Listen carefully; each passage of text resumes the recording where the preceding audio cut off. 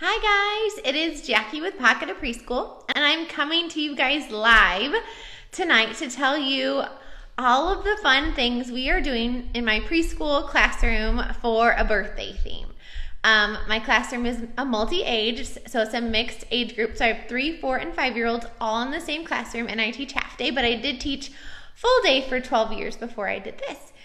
So, in the comments, I want you to tell me, do you do a birthday theme in your classroom? Is it a theme you have never done? And is it one of your favorite themes? Kind of tell me about it, because some people don't do a birthday theme and some people love it. So I love it, so that's why I wanted to kind of share all of my ideas with you guys. And if you're using my curriculum map, that's what we're teaching this week is a birthday theme. And if you want to grab my free curriculum map and teach with me all year, the link to my TBT store is at the top of this post, so you can grab that after we're done. So I see some people have never done a birthday theme. Some people do it some people are saying they do it in January, kind of like with New Year, and they talk about birthdays. I know some teachers do it during Christmas or holiday time, and they do it to celebrate like Jesus' birthday.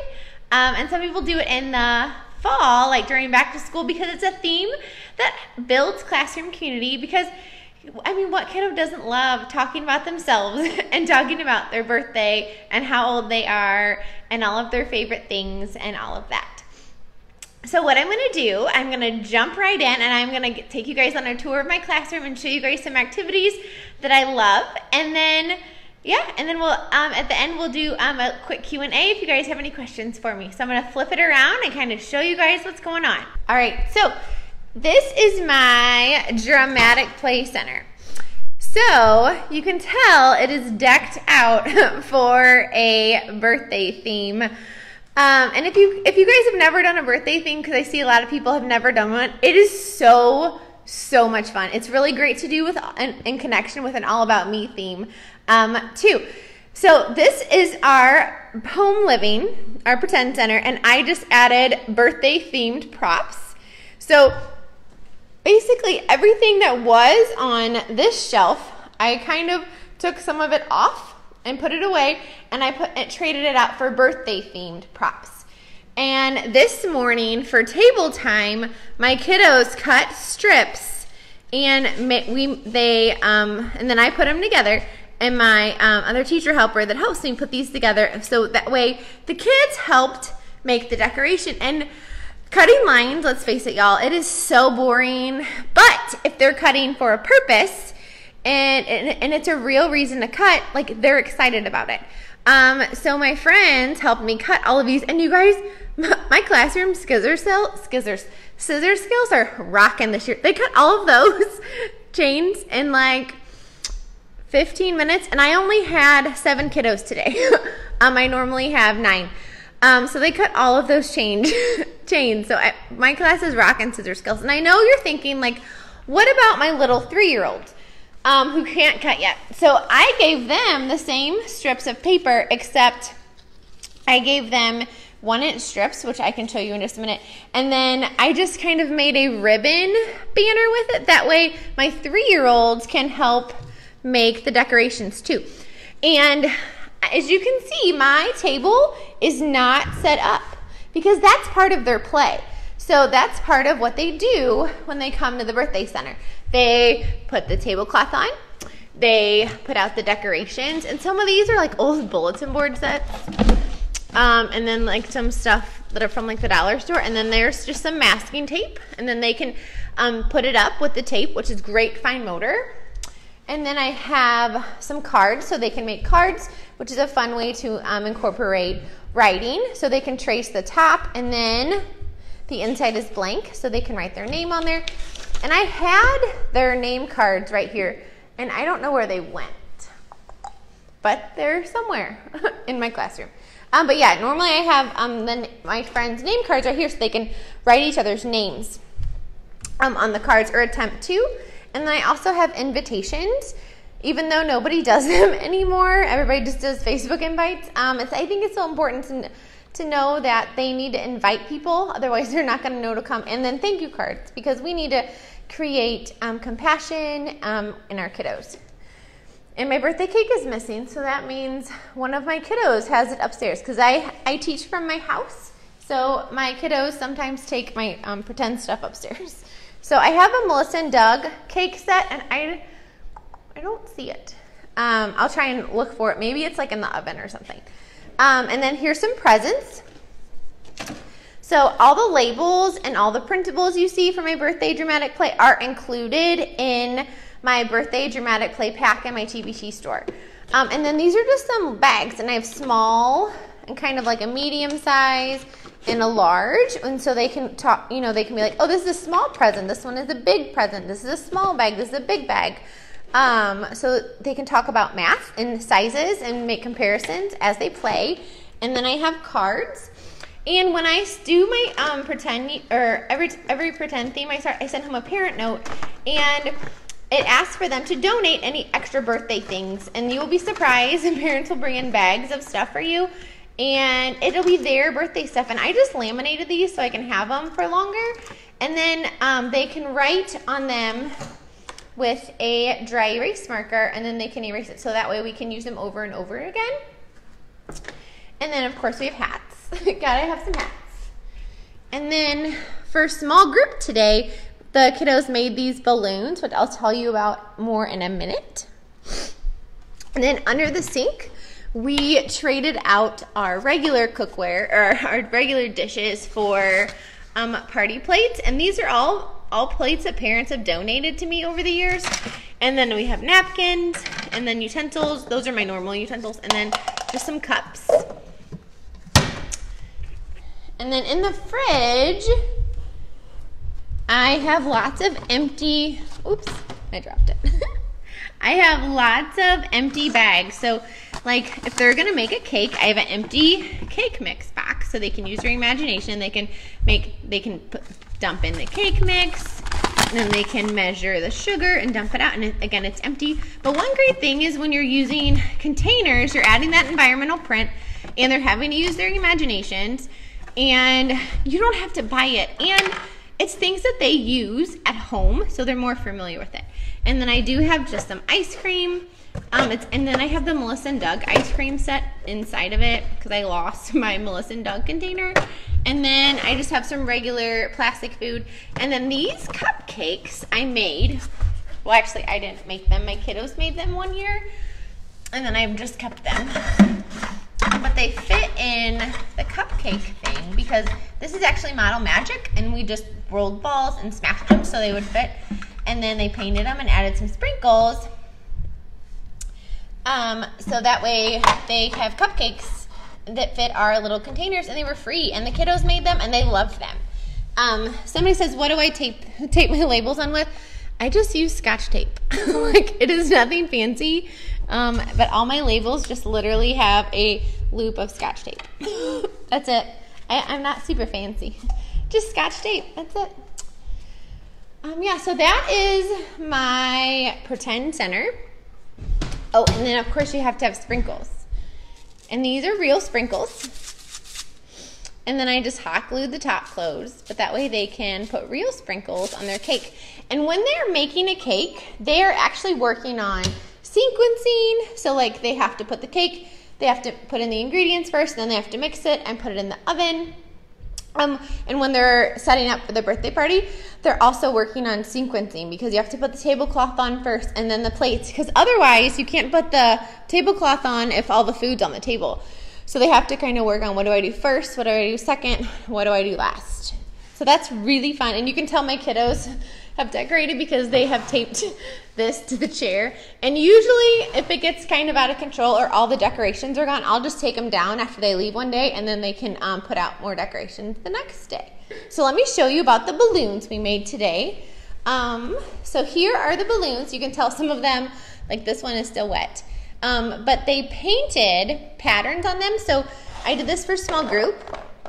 So we talked about what a pattern was, and they each made a pattern with a cube. And I told them they could only use 2 or 3 colors, and some kiddos needed help. Some kiddos did it all on their own, and then they paint. So like you can tell here was hers. And they made it first with the cubes, and then they painted it. So it was math, it was fine motor because they were painting, and these cubes are not the easiest from at the beginning of the year. And then it's fine motor because they're painting, using all those wrist muscles, and then I actually just cut it out myself. So yeah, and then I'll hang all of them up, and then their artwork is on our walls. So how do I hang stuff on my walls? I get that asked a lot. So I love using these command hooks. You can tell like that one's up, and then I have like another one right there. I use tape a lot because it doesn't come off the walls, and on occasion I'll use a staple, but I try not to use staples. But my pretend center is just stapled on because it just stays up there. So yeah, so that was pretend, and let me show you how about the streamer or the paper chains. And the dramatic play pack comes with patterns for all of this. So for table time, when they walked in, I just had all of these paper like spread out in the middle of a table, and then I had this on one end. So you can tell these were for my pre-K kiddos, and I actually had a one of my 3-year-olds was cutting this like with no problem. Like they're like amazing cutters this year. And then my 3-year-olds could use these. So that was what the kind of little confetti was for. And then I just have the little baskets in case they want to do more. So now it's an art center choice. So it was on the table for table time, and then it's up there, and then now it's in the art center as an art choice this week. And since we're in art, let me show you our Play-Doh tray for the week. Oh, how do I store each theme? Let me tell you that real quick. I actually have it right here. So each pretend theme, I just have a copy box just because they're free. And I keep all of my extra props in there. And you can tell like this is stuff parents have donated to me, and I just keep it in the box. So that way, and then I just print the label on right here. And then this is all the dramatic play pack with all the photos and things like that. And that way I have it to copy and things like that. So it's right there, ready for me to go. I just grab out the box and I put it all up. So let me show you the Play-Doh tray. So I do a Play-Doh tray for each theme because kiddos love Play-Doh, and Play-Doh is great for so many reasons, as we all know. It's great for problem solving. It's great for fine motor. It's great for social skills because they have to share, they have to divide. Like when a new friend comes over into play, they have to figure out how to divide the Play-Doh up. It's just, Play-Doh is great for so many reasons. So we made some birthday Play-Doh. So this is just regular Play-Doh. I didn't add any coloring to it, but after it cooled, I just kneaded in some sprinkles. And it is a messy Play-Doh, I'm not gonna lie. Like you can tell the sprinkles do fall out a little bit, which is, it's fine. If you don't want it to be so messy, just don't put in as many sprinkles. But yeah, and you can tell it was, you know how some Play-Doh just turned out a little different. This one was a little bit sticky, but it's also because we made it today, like this morning before the kiddos came. So it stuck a little bit, but it probably won't next time. And then, so these are just like little cake pans, probably from like Walmart. And then shape cookie cutters, so they can make cookies, they can make little cakes, and they can make cupcakes. And then I actually bought new ones because my other number candles are in the sensory table. So these are just number candles I got from Walmart. And so they can make their cupcake, and then let's say they want to put the number 1 in it, they can put 1 candle. So then they're counting, and they're identifying numbers, and they're working on Play-Doh all at the same time. And then everybody, I'm sure, will ask. This tray is from the dollar store, and then this little rolling pin is from Walmart. So yeah, and then my trays are right below it, so they can put this on the table, and then they use one, either or, I don't really care. They can use either tray for the Play-Doh. And Mary, my Play-Doh recipe is in the group files in the Pocket of Preschool group, and I can grab you that link when we're done. But it's just a salt dough base. It's like flour, salt, and water with cream and tartar. It's a super simple recipe that I love, that I've used for like ever, but it's in the group files. So yeah, okay. So, and then kiddos love toys, right? And you get presents, so why not use their excitement about toys and make wish lists? Like you can tell my little friend here did this one today. And these are just like, they should be coming out soon because of Christmas, but I just keep them from year to year, and then they can just cut them out and then they can make a wish list. It's just basically like a cutting collage. And he also decided he wanted to write down his list. So he's cutting and he's writing. And this is a pre-K friend. And if I have a 3-year-old who's just cutting these up and they want to glue them on, that's totally fine too. As long as I can get scissors in their hands and they're having fun with it, I am okay with it. Alrighty. And then here's some more fun art. We do a lot of fine motor work at the beginning of the year. Well, all year, but we'll do a lot at the first part of the year. So another fun activity you can do is a wrapping paper and ribbon collage. So just grab some spools of ribbon. And parents might even donate wrapping paper to you. And if you don't have wrapping paper, you can tell this is like my collection that I just keep. You can also, there's some at the dollar store, or use scrapbook paper and they won't know the difference. But they can just cut it up and glue it on. This is somebody's that was a no-name one year. And then this was one I made for an example. And then you can also do crepe paper collages, which these are really fun. And this is just crepe paper from the dollar store, and they just can either tear or cut and make their beautiful collage.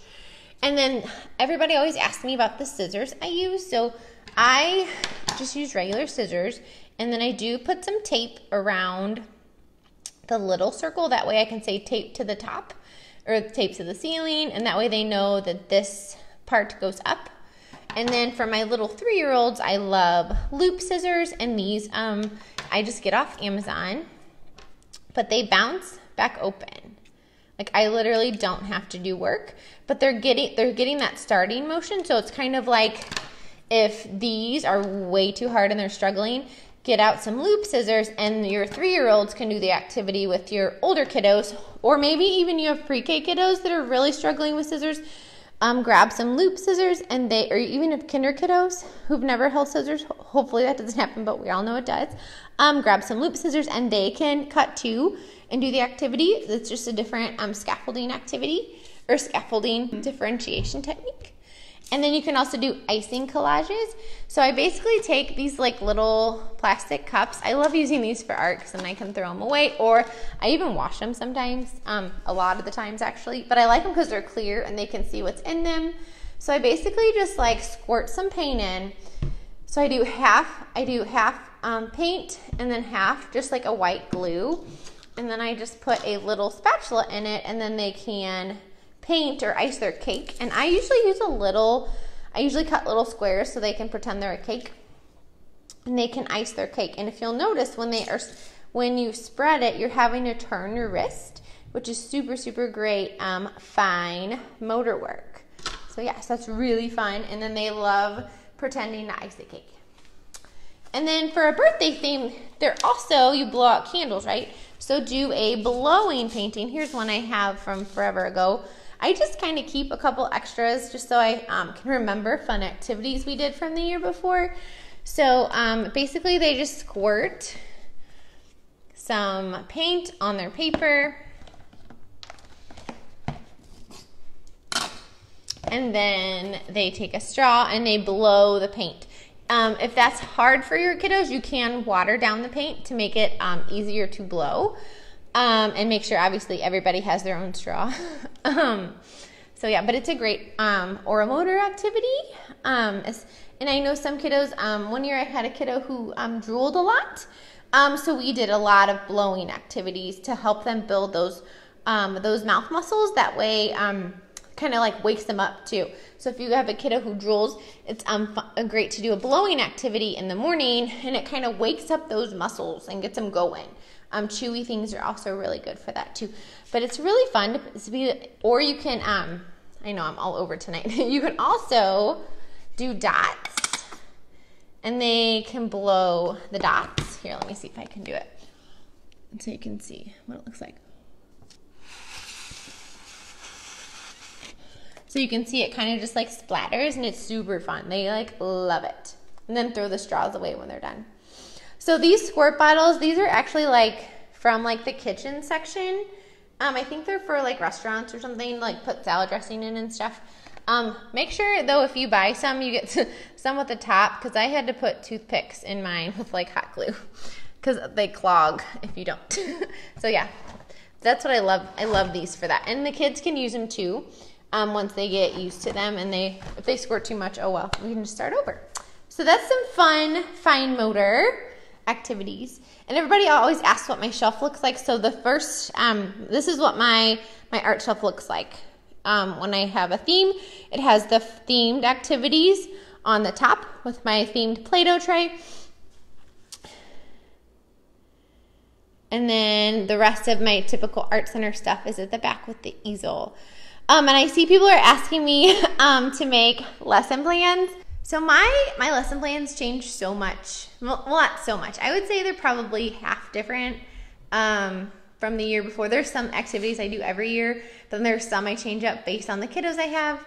That's why I don't do lesson plans for the whole year, and it would be a lot of work, and my lesson plans don't look pretty. They have scribbles on them. They have kids' names all over them. So that's why I don't release my lesson plans. But maybe after I complete science, I might be able to do that in the future, but I highly doubt I will because it kind of needs to be different for each kiddo. So that's why I kind of do these Facebook Lives to give you guys some inspiration to plop things in your lesson plans. And then I have a blog post too, which is at the top of this post on a birthday theme. So you can get ideas from there too.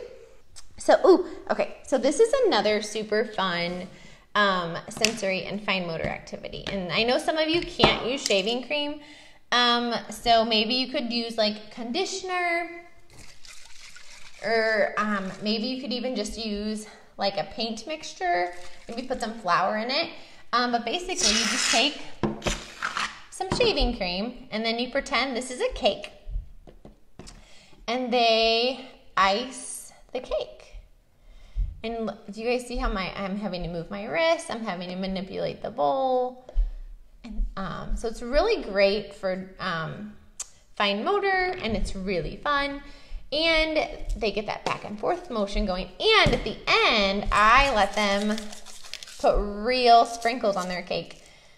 These don't have it written on that, but if I use food for a sensory, I always put on there like do not use like sensory. And I have actually a sensory cabinet that I keep food things in to make sure we don't eat them.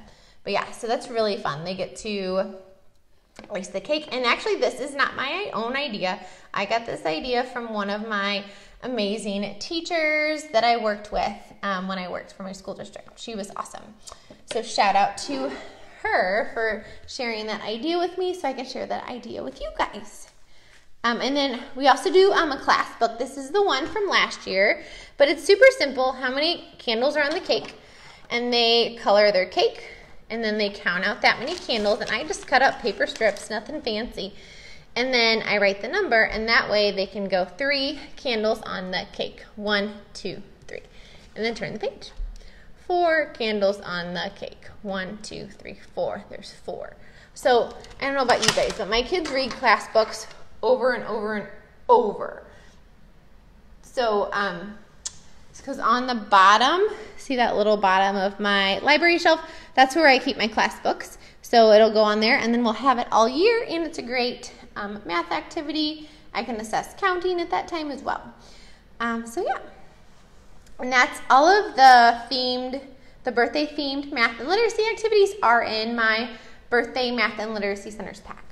And then here's just a super simple candle game. So they roll the dice, 1, 2, 3, 4, 5, 6, and then they count out the corresponding number of candles, 1, 2, 3, 4, 5, 6. And then they just keep going until their cupcake is full. And if they're playing with a friend, they talk about how they have more, who has less. My cupcake is almost full, yours is still empty. So it's lots of great math vocabulary too.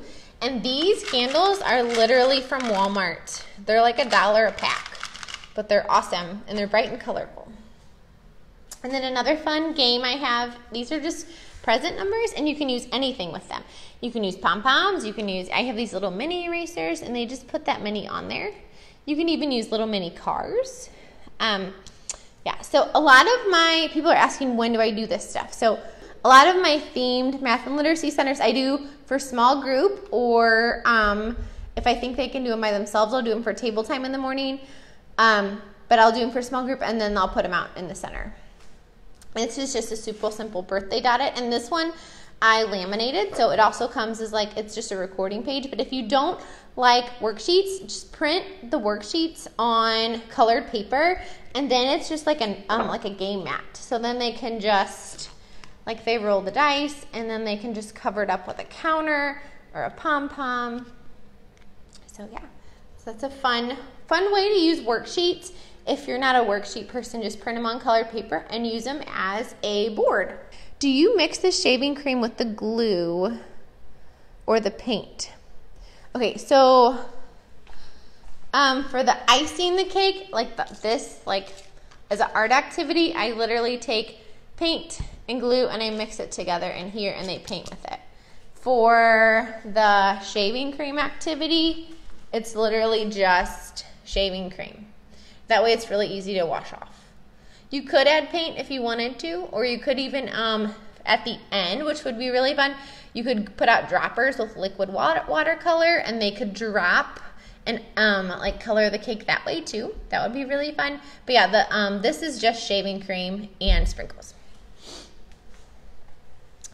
And then I have a letter dot it too, so you can play it the same way. This is really a worksheet, but if you're not a worksheet person like me, just print it on colored paper, and then it's a game board. And then you can do uppercase or lowercase. And then my birthday math and literacy centers, which that's what these are, also comes with a rhyming game. So cat, hat, spoon, moon. Let's see. Let me show you my library center. So here's my library center. So I have a writing tray, which I introduced writing trays last week, which was really fun. So now this is just out as a center activity since my kiddos did really good with them. So, and I had them out at the end of last week. So I think they can handle them in the center without having to use them for small group. And these trays are just wooden trays from Melissa and Doug, or a lacing set. So, and then this is just salt and sprinkles. And trust me, they'll put if they try it, or if they think they can eat this, if they taste the salt and the sprinkles, trust me, they won't eat another. They won't eat another one again because it tastes so bad. But they basically, you can either just have them pick the cupcake top, and then they can make that letter. You can't really see it because it's white, but you can kind of see it. You can see it in person, or you can use all sprinkles, but kiddos like to eat sprinkles, so I put it with salt, and I tell them that there's salt in here, and it does not taste good, and usually that deters anyone from eating it, or if they take one lick, or even if they lick their finger, they won't have any more again.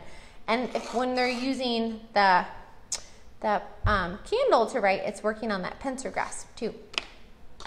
And this is actually just a letter matching game that's in my math and literacy centers pack, and I just have some of the alphabet out, and then so you can use them for a writing tray, or you can have them play it on the floor as an actual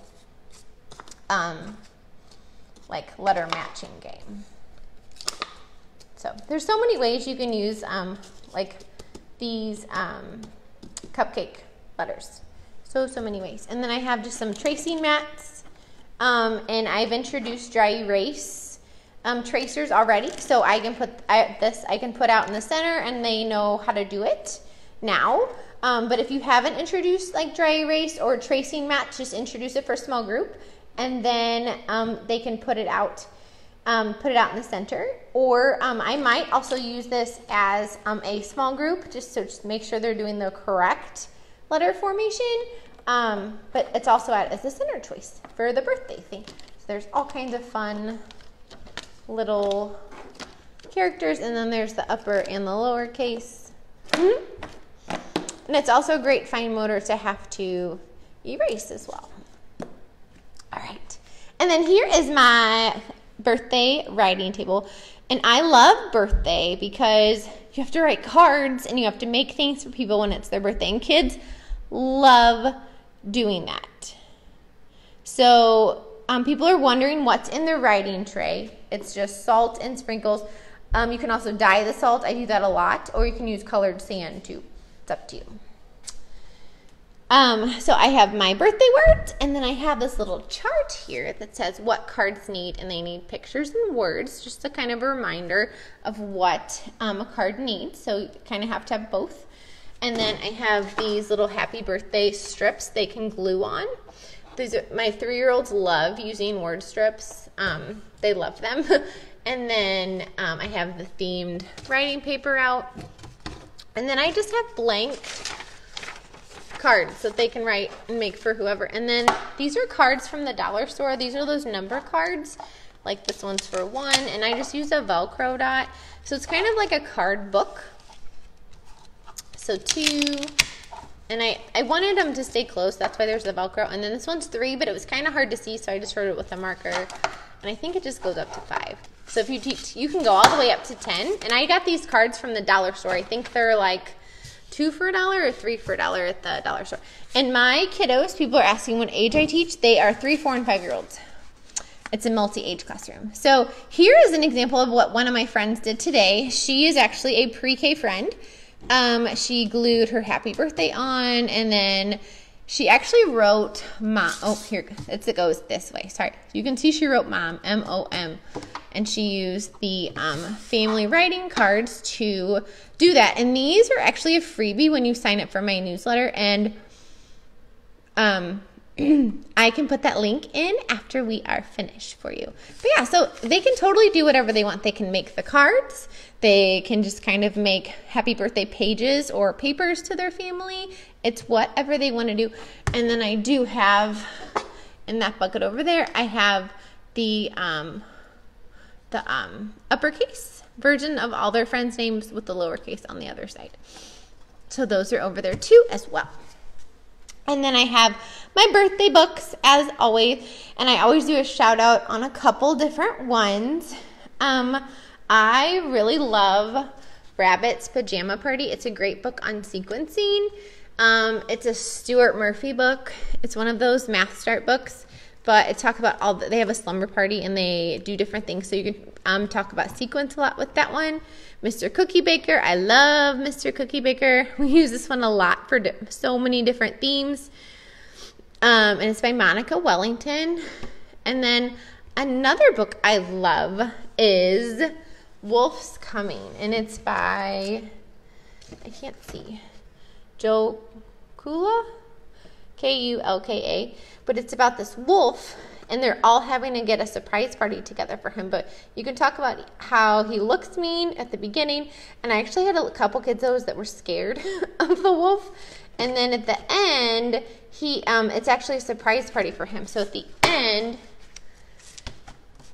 he opens the door and he's worried because no one is there and it's dark. And then everybody jumps up and yells surprise, and everybody's celebrating together, and it's just a really nice book. And you can talk about feelings and how he looked scary, but he wasn't scary. He was just hungry, and that was his hungry face, because at the beginning it talks about how he's hungry. So yeah, so it's a really cute book for a birthday party theme. So yes, that's my birthday party book. And if you go to my blog, I have a whole book list of a whole bunch of different birthday party or birthday themed books for you. And then let's talk gross motor for a minute. So I don't know about you, but I have like stock and pool noodles. So you can play. So for birthday party, for music and movement time, we actually do birthday party songs and games. So like today we did musical chairs. And I model how to slide their chairs over, keeping their legs glued to the floor, the chair legs glued to the floor. And they actually bring all their own chairs over to circle and set it up. And I actually did that when I had 18 kiddos in full day. You just kind of have to have them, it takes a little bit, maybe like 5 minutes at the most the first time. And then once they do it a couple times, they get quicker at it. So it is feasible even if you have a big class. But it's really fun to play musical chairs, and I actually do it where no one gets out. So when I stop the music, I don't take a chair away. I leave it all in, and that way everyone is happy and everyone wins in preschool, even though I know that's not the real world. It's the world I wish it was, right? So everybody wins, and I just keep playing, and it's great for self-regulation because they're having to start and stop. when the music comes on, and they have to wait until the music comes on to get back up and go again, and they can't run. So it's really great for developing self-regulation. So musical chairs is really fun. And then I'll show you the other ones. So the limbo is really fun, and I like to use a pool noodle. That way if they hit their head, it's not a big deal. Or you can have them slide on their bellies under, like when it gets lower. You can also hold it, or you can put it on chairs, or you can put a couple out. It's up to you. So that's a really fun one. And you can also have them do animal walks under the limbo stick. And then you can also do spoon races, but you can use ice cream scoops. These are, I think, from the dollar store or Walmart maybe. And they can just do spoon races or spoon walks with ice cream, which is just a pom-pom, and an ice cream scoop. And then there's also, you can do balloon games. So like have one balloon, and you can like have the class work together as a team to keep it up. Balloons, you need to check your licensing though, and your admin team, because like we were not allowed to use balloons because they are a ginormous choking hazard. So if you are using balloons, just be really careful that it's okay for licensing and it's okay with your admin. I actually don't use balloons, but I wanted to throw that out there in case you did want to do balloon games with that. And you can do them where they put the balloon in between their legs and they have to like walk across, which is really fun. Or they can do the game where they have to like pass it to their friend and do the over-under thing. Or you could use like a ball too. So those are really fun birthday games you can do for music and movement. And then here is my sensory table. So it looks so fun, right? So this is just colored rice. And then I just use liquid watercolors to dye it. And then I have these little, they look like giant cupcake cups. I think they were actually for ice cream this summer at Dollar Tree. And they can fill it up. And then these are my super old number candles, guys. Like they might have to be retired after this year. I think I've had them like forever. So they can put that in the number in there, and they can identify it, and then they can count 1, 2, 3, just like they're doing with the Play-Doh tray. But this time I added sprinkles, so they can also count out the sprinkles, or they can just make cupcakes and have fun with that. And then I did put out, as always, I have gator tweezers in there, so that way if they want to use the tweezers, they can. Some of the kids will sort by color, so they might put like all the yellow ones in one container, and they might put all the green pom-poms in another one. Different kids do different things, or you can prompt them to do different things, or they can just play and relax and have fun and be a preschooler or a kinder kiddo and just play and develop play how they want and make up their own rules, which is awesome because they will learn. If you're intentional about the materials you put in, if nothing else, it's exposure. So they're just seeing and they're touching and they're feeling the number 8. Even if there's not a teacher over here, they're still feeling, touching, and seeing the number 8. So that way, maybe the next time they see it and you say, "Oh, look, that's number 8," they'll have already had that picture in their brain, so then they can put a name with the icon. So yeah. And then over here, I have my birthday stew. So I have a whole Counting Stews pack in my Teachers Pay Teacher store. And you guys, these are so much fun. I had kiddos from last year asking for when the stews were coming out the first week. Like, are we going to have a Counting Stew? Are we going to do those again this year? They like love them. So it's basically like a recipe card. So he would count out 8 cakes, 5 streamers, and 6 candles. So I just have candles.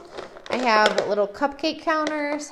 I made party hats, and then I just made some little cards out of paper, and then I have balloons with pom-poms, and then these are my streamers. So they would count out 8 cakes, 5 streamers, and 6 candles. And you guys, they love these things. And I do have cards that go just up to 5, and then I have cards that go up to 9. So you can like pick which ones you can have out for your kiddos. So yeah, so those are, oh my gosh, they love this stew. And then I always have a basket of pom-poms out in my math center because they're just so much fun for math. And then I have, these are the freebie, I forgot to tell you. These are a freebie on my blog. So go to the top of this post when you're done watching and grab these. They're a freebie. So you can use them as a Play-Doh mat.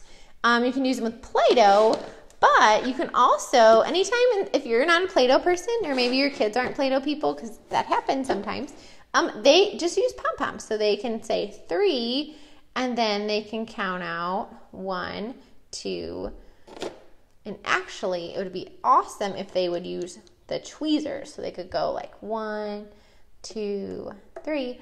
And you can also use a dry erase marker, and they can trace it if you want them to do, or they can just trace it with their finger.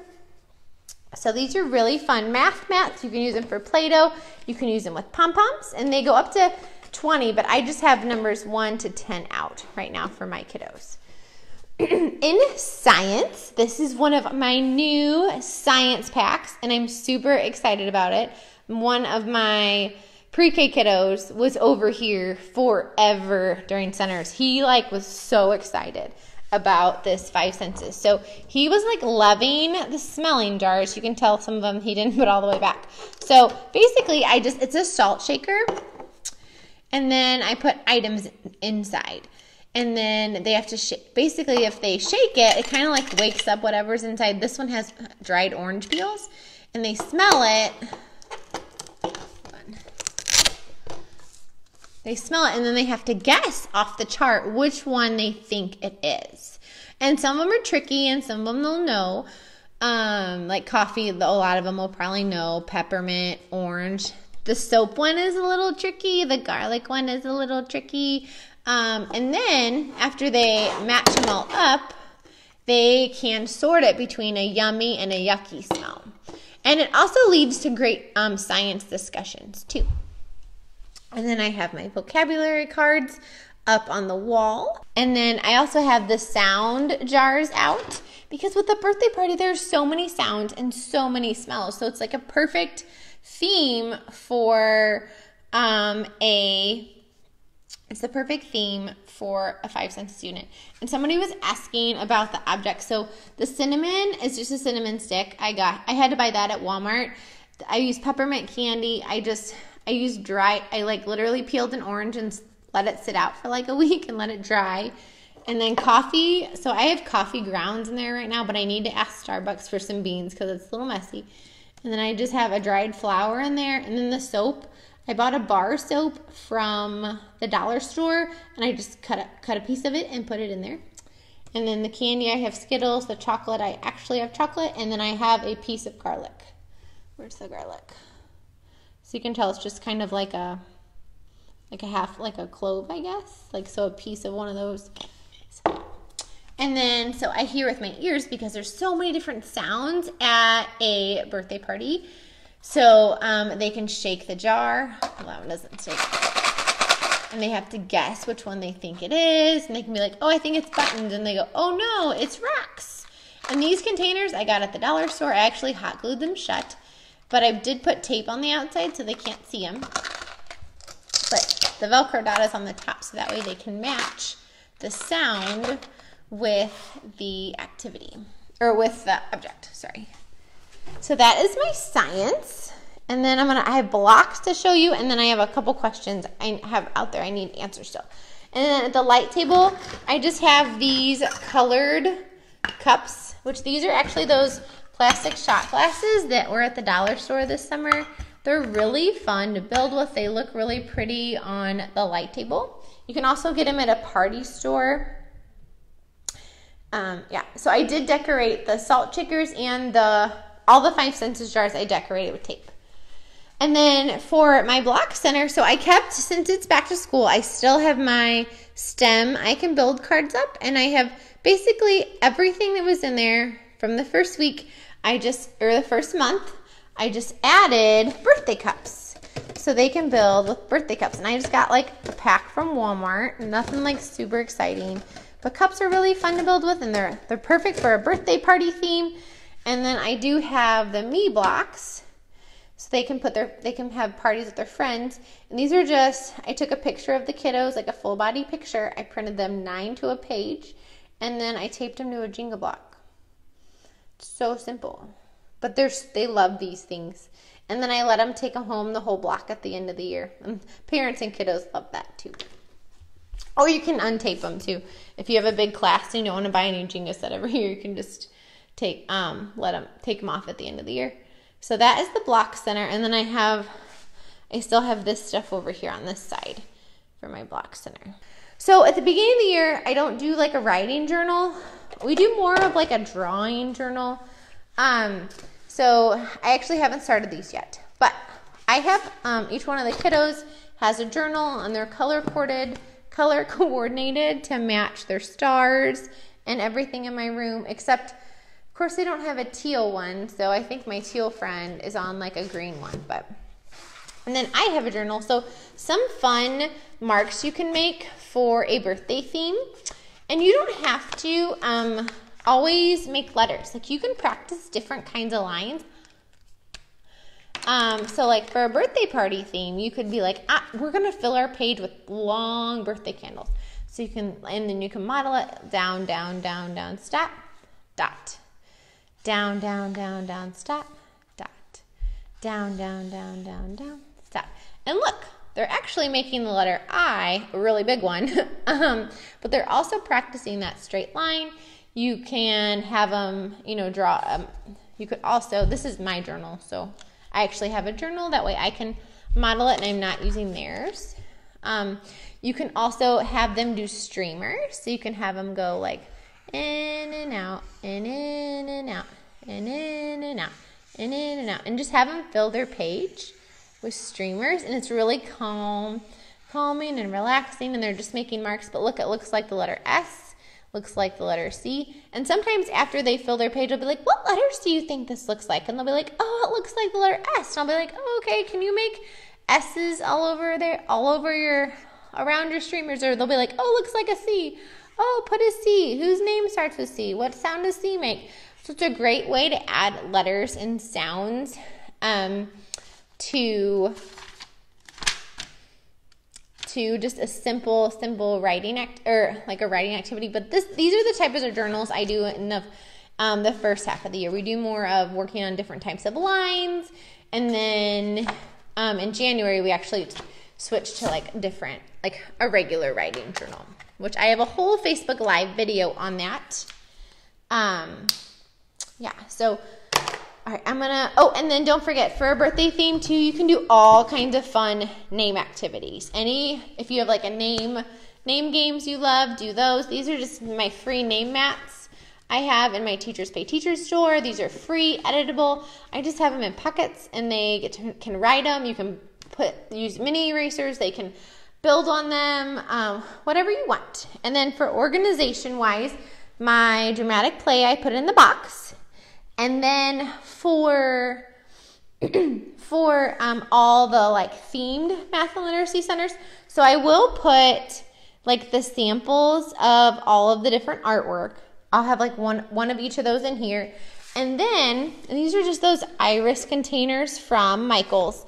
I kind of put all the printables in here. Like here's the lowercase words that we're just not ready for right now. I also put a couple counters in there and any manipulatives I have. Excuse me.